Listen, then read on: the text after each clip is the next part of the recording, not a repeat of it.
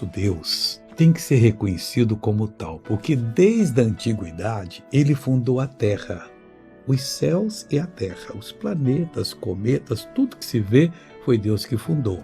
E diz a palavra de Deus no Salmo 102, versículo 25, desde a antiguidade fundaste a terra e os céus são obra das tuas mãos. Tudo, não tem como, no mundo espiritual e no mundo físico. Mas não tem, amigo, não entra nessa não. O Senhor Deus nos criou, um dia nós vamos conhecê-lo como dele somos conhecidos. Os que hoje questionam nunca vão parar de questionar, porque eles vão para a perdição eterna e lá vão ficar questionando a eternidade no meio do maior sofrimento. Mas aqueles que confiam no Senhor um dia vão receber explicação e vão ser pessoas vitoriosas, que é o que Deus quer que aconteça conosco, comigo e com você. O que você tem que fazer?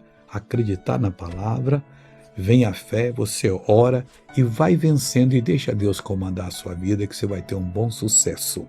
Veja essa pessoa que foi abençoada e eu quero orar com você. Há um ano atrás eu caí e rompi o tendão. Eu fiz uma cirurgia, está com 5 meses que eu fiz. Aqui está até a cicatriz aqui. Cirurgia que eu fiz. O tendão rompido, o que acontecia?